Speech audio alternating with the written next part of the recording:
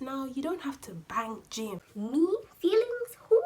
No, I don't talk about it. Don't stay in your house all day. It's unhealthy. You're not alone if you are, going through poor mental health.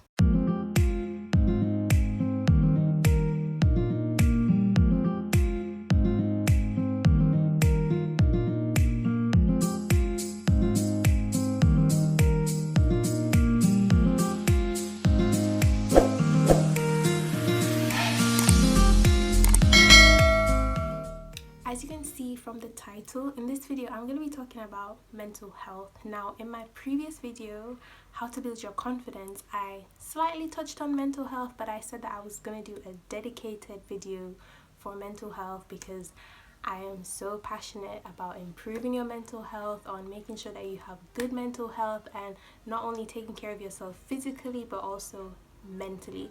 So before we get into it, guys, subscribe. I checked my analytics. 60% of the people who view my videos are not subscribed.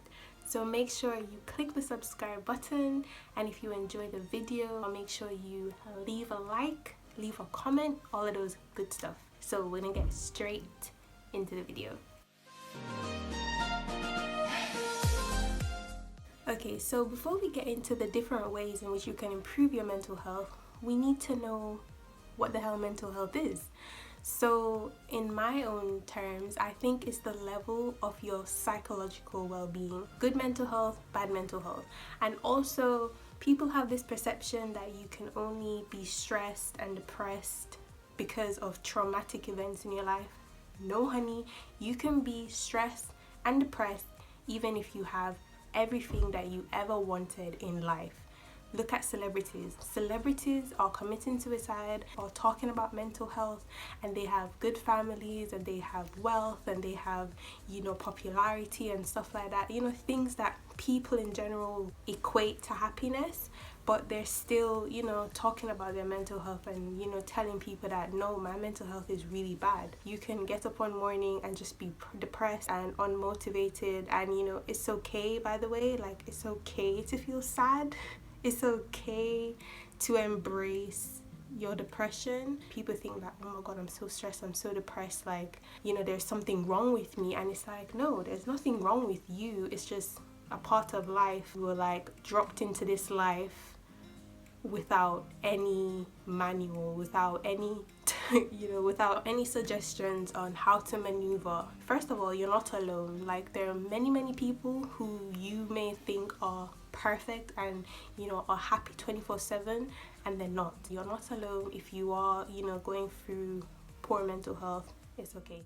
So this is probably one of the hardest things to do, but in my opinion is one of the most important things to do, to be open. You have to be willing to express how you feel, and that's why I do believe in like therapy and counseling, and especially in the Black community, it's like a taboo to talk about therapy. Like, I'm a strong Black man, or I'm a strong Black woman, like I don't need therapy, like I can sort this out on my own. You don't go to therapy to solve your problems. A lot of people think that you go to therapy or you go to counseling and your problems are just solved.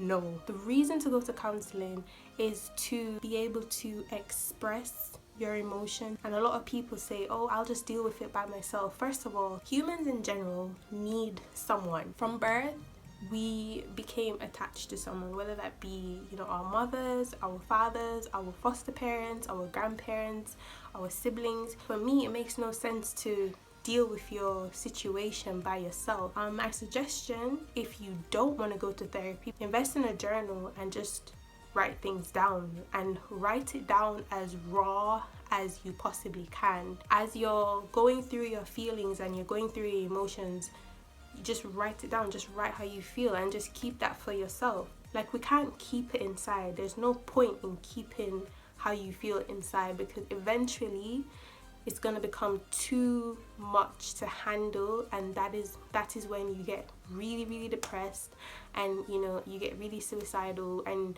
you feel like you're alone in the world, and you feel like no one cares about you and stuff like that. So I don't see the point in holding all of that inside. So my suggestions for people to speak to: someone who first of all won't judge you. They won't judge you on your situation. They won't judge you about the fact that you are depressed or stressed. They're just there to listen. They're literally just a listening ear. Someone who won't be chatty patty as well, and who won't go off and tell your business to everyone. Also someone who won't necessarily tell you what to do, but who is more willing to listen and just ask you questions about yourself. A lot of times when we have conversations with people, we don't listen to understand, we listen to respond. So try and find someone who is gonna listen to understand what it is that you're trying to tell them as well. Like, it doesn't have to be anyone close to you if you really feel like you can't speak to anyone close to you. It just has to be someone who, as I said, won't judge you, won't spread your business, and who will listen. Get someone who is a very, very good listener. Just someone who you know will always answer your phone calls and will always just listen to what it is that you have to say. But I definitely believe that you have to be open. You have to embrace being open about your situation. It doesn't serve you any purpose in keeping it inside. My sister, she'll always chat rubbish on the phone, but she will always know when something is bothering me, and she is so persistent, like, This girl is so persistent. like, I can't tell you how persistent she is. And in the beginning, like, I don't want to tell you what's going on with me. Like, I'm fine, I'm okay, I don't need to tell you what's going on with me, leave me alone.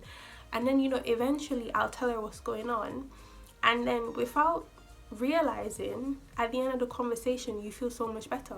You feel so much better, and the problem hasn't been resolved, you know, but you feel like more motivated to sort it out, or you feel like it's gonna be okay, like it's gonna be fine, it's not the end of the world. And that's why I feel like you definitely just need to talk to somebody.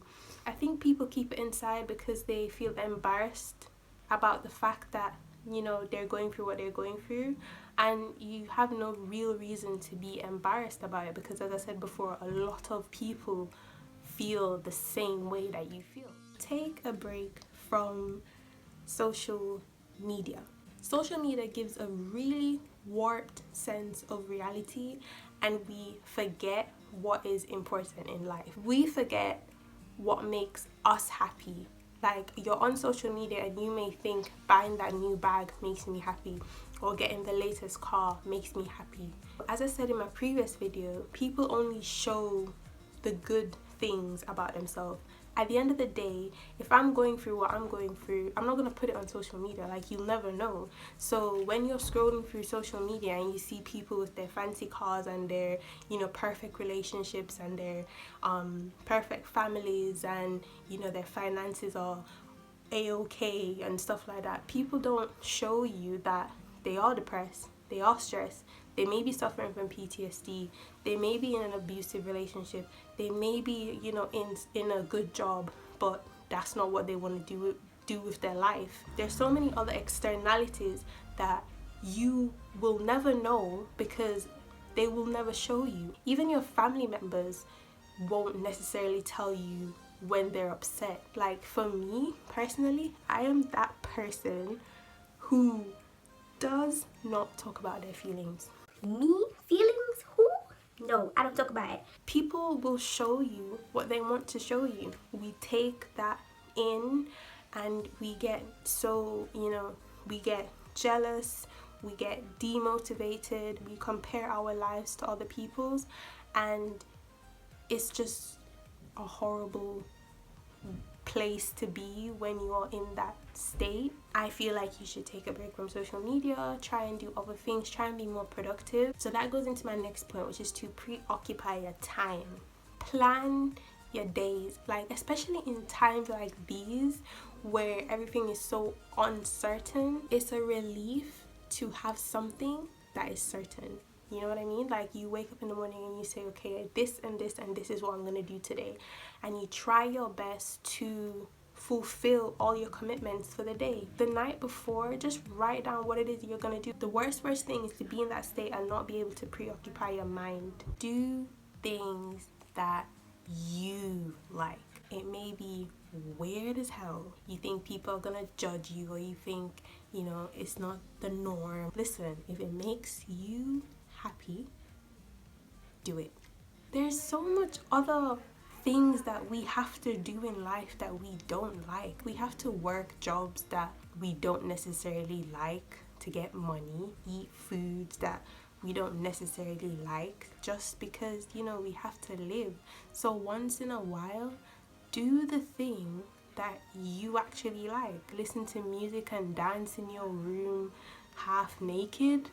Do it. We really, really, really depend on other people's perception of us. Like, we really care about what people think. That's our problem. It's natural to care about how someone thinks of you, but it stops us from being our true self, being who we are, as unique as it is to us. And because of the limitations, it then makes us more stressed. Am I the weird one? Like, am I really not supposed to be doing this? Or is there something wrong with me? Instead of just thinking to yourself, okay, you know what, fuck everybody else, I'm gonna do it because I like it, like whatever, you know what I mean? Do things that you like.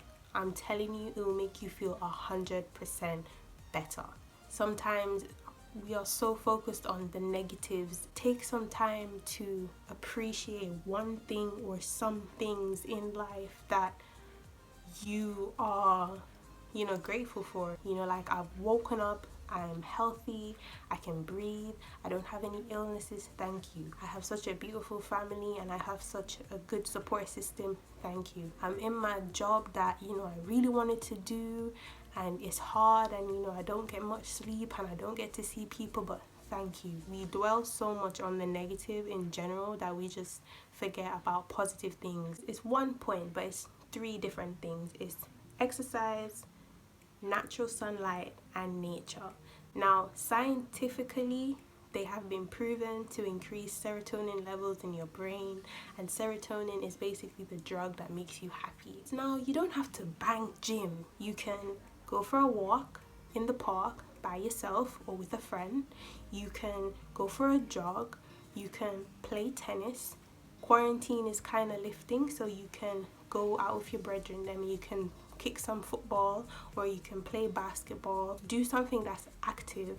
Don't stay in your house. It's unhealthy to stay in your house all day, every day, which is why this lockdown has been so hard on some people. We are meant to be in sunlight, in nature. Take some time out to eat good food that will nourish your body. Complex carbohydrates, vegetables, fruits. Drink water. Drink natural juices. It's okay to go have your KFC. Like, I had KFC 2 days ago. It's okay to have McDonald's. It's okay to have that pizza. Don't have it every single day. It makes you sluggish, unmotivated. Actually, biologically has an effect on your body. Try and eat as healthy as you can. Give yourself time to just relax and take in the world, away from all the hustle and bustle that we have to do on a day-to-day basis. Stop overworking yourself. And sometimes it's okay to say no. I have a issue with the second part because I don't like to disappoint people. I'm that person where if you ask me to do anything, 9 out of 10 times I'm going to say yes, even if I have a shitload of things to do. You want every assignment to be as perfect as possible. Sometimes it can get a bit too much. And all that happens is, instead of you focusing on a couple of assignments and doing the best that you can do in those assignments, you focus on so many things to do, and you give half of yourself to each of these things because you can't fulfill the commitment to the standard that you would want to fulfill it to. That makes sense. Say yes to things that you know you can fulfill. We all know our limits. We all know things that will push us over the edge. Like, sometimes you just have to say no to people.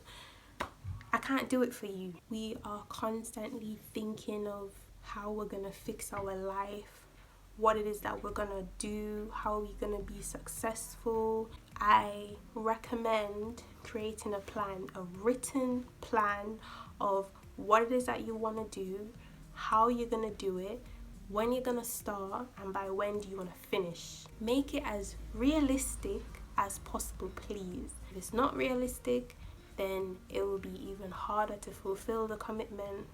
it will be even harder to reach where you want to reach. Create a plan for your life. What are the things that you want to be successful in? Okay, so guys, as always, thank you for watching my video. If you reached the end of the video, I'm going to start something new. So if you reach the end of the video, comment a lemon so I know you're a real one. And yeah, don't forget to subscribe, guys. Subscribe, like, leave a comment. All jokes aside, I really do hope that this will help those who are suffering from poor mental health, because it is really a thing. Like, I've never really been suicidal, but I have been in a very dark place where I feel like I'm not going to be successful. Nobody cares about me, or nobody loves me. I don't have nobody around me, or why am I even here? Like, I have been in that place where I have questioned myself. I do like understand how easy it can be to just be up here in your head and just forget that there is a whole other world around you that does care about you, that does love you, that does appreciate you, you know what I mean? And unfortunately, we can't always like depend on other people. We have to start with ourselves. We have to start by changing certain things that we do, or incorporating certain things into our livelihood. That's my 2 cents. I'm sure this is not going to be my only video. I'm sure I'm going to talk about it in other videos, but that's just my introduction of, you know, ways in which you can improve your mental health. And, you know, as always, I hope you enjoyed this video, and I hope that you'll be back soon. But until then, bye.